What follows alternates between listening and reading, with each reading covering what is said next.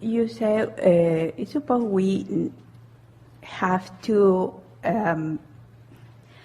vibrate high and try to maintain ourselves in that high vibration is what we pursue, right? Which just means care about feeling good and try to find the thoughts that do. But it's kind of difficult how we can do when someone in our family or someone very close to us is having very hard times. Why not? It takes health-wise, at least. It takes caring more about how you feel than anything. We know it takes discipline, but even more than that, it takes starting it at an easier place and letting the momentum help you.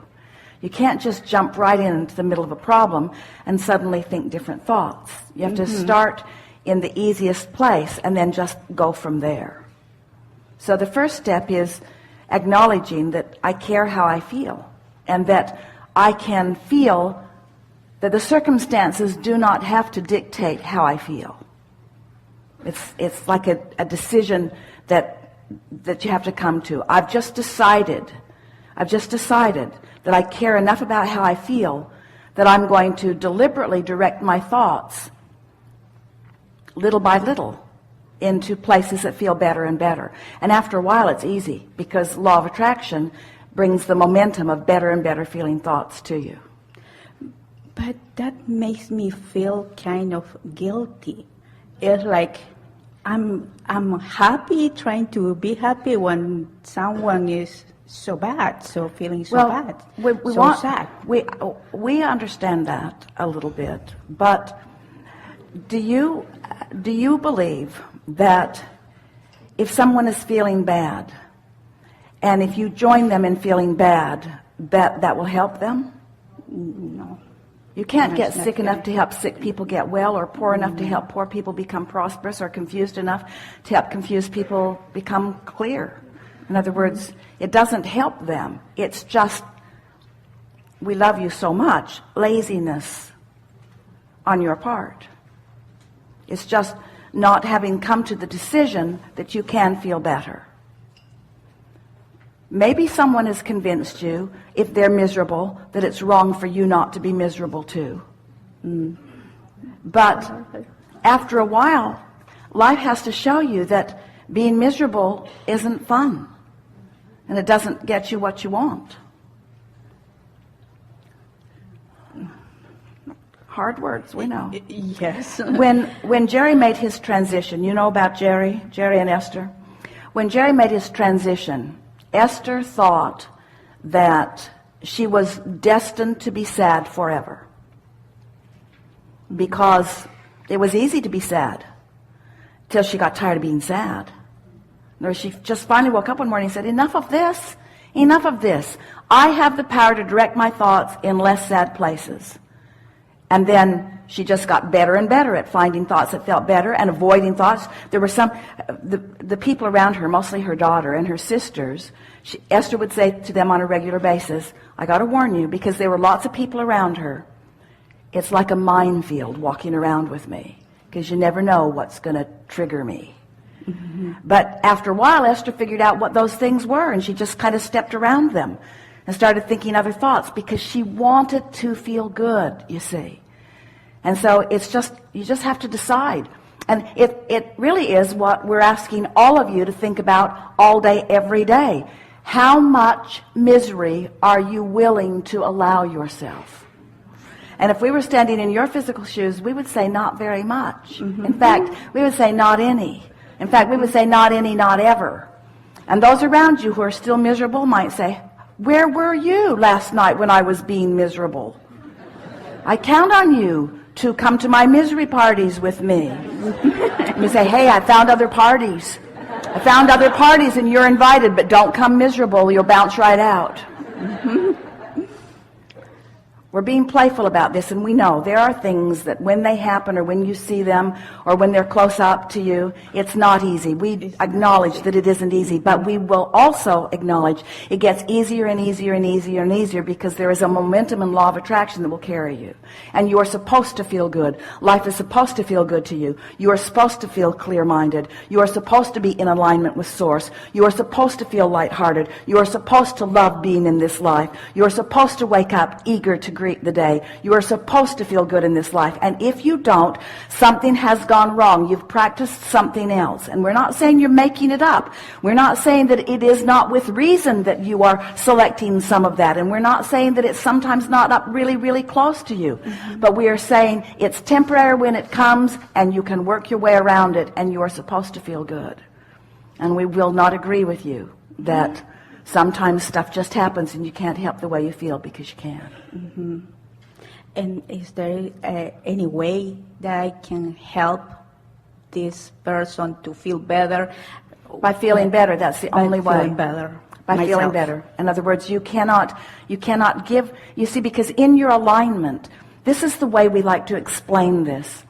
When you practice, when you're not with them, when it's easier, and you practice alignment till you've really got the hang of it, so you're really feeling good more of the time, so that you are connected to that energy stream. When you're connected to that source energy stream, you are more powerful, you are more influential than millions who are not. So then, law of attraction will cause you to dovetail with them in a moment when they are more likely to hear you. If you are resonating with their misery, law of attraction will cause you to rendezvous with them when they're in their misery. And that's the relationship basis that you have. But if you are deliberately feeling better, if you're making lists of things that feel good to you about everything, but even about them, and until that's what's dominant in your vibration, that's how you'll match up with them. And sometimes it helps them, sometimes it doesn't, but it's their choice, just like it's your choice. In other words, just now you were pleading a very good case, and there isn't anyone in the room who didn't understand what you're saying and agree with you to some degree, but we weren't going to have any of it. Because we know that it can be different for you, you see. And so you didn't talk us into that. You can't ever talk your inner being into misery. And so we want to ask you, if you can't ever talk your inner being into misery, why are you willing to let other people talk you into misery? And in fact, this is worth thinking about. The only reason that you ever feel negative emotion is because you've gone somewhere your inner being won't go. It's that departure from source that causes you to feel that way. Isn't that worth thinking about? My inner being will not join me in this negative thought, and that's why I feel negative emotion. And so that's a good thing for you to learn from your inner being, and then make it clear to everyone else that you're not going to join them in theirs. Someone said, but what about compassion? And we want you to know that what true compassion is staying on your high-flying disc while you hold someone as your object of attention. That's what Source does. True compassion. Not letting your circumstance cause variance in the frequency of Source. And so that's the best that you can do for someone else, but you got to practice yourself there. Because whatever vibration is dominant will dominate the moment. And so if you've been sort of lumbering around, sort of feeling good, not feeling so good, not feeling good, yes, no, pros, cons, you're sort of all over the place, you're not really solid on that high-flying disc, and you meet someone out of obligation, maybe you work with them, maybe you live with them, maybe you were born to them, and as you now rendezvous with them, and you're not on your high-flying disc and they're not either, so that's the relationship you have. If you've been practicing feeling better, first of all, those rendezvous don't happen organically as often because law of attraction doesn't put you together. But when you make a decision to march yourself over there and complete your obligation, or maybe you want to be with them because it is somebody that you love who's having a hard time, if you enter their sphere and you're on your high-flying disc, then and only then is there a chance that they might join you there. But also, there is less chance that you will join them there. you see. So it may be that you just meet up and you don't really have a comfortable conversation because you're not resonating with them and they're not resonating with you. But at least they don't move you from your disc. You see what we're getting at? So now let's talk about this momentum. Let's say that you've sort of been dabbling at feeling good, but you're not really sustaining it very well. And they've not been dabbling. They are an expert at feeling bad. They've been practicing it with a lot of people, and they've got it down, and they are misery dripping.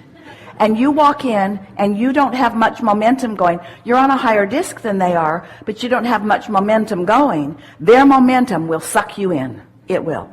Their momentum will suck you in and make you believe that that's the reality. But it isn't. It's just a temporary state of being based upon the vibration that they've got going, you see.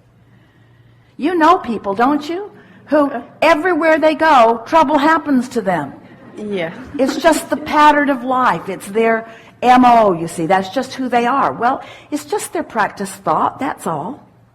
You see? And don't you find yourself, once you bump up against somebody like that, sort of making a determination, I think I might not want to hang around here so much. And it's not that it rubs off, it's that the vibrational frequency that is dominant will dominate the experience. And so in every moment you are practicing a frequency. And all we're suggesting is that if you wake up intending to feel good and you practice that higher frequency, that it gets easier and easier and easier to practice it. And then you will be a physical being living in your physical body, an extension of source energy, connected to the energy that creates worlds, focused upon somebody that you care about. That's really what you want. You want to be so tuned in that when you hold someone as your object of attention, you really have something to give them, you see. But you got to practice it when it's easy. You can't start out like that because they'll get you every time. Enough? Yes. Real good. Okay. Thank you.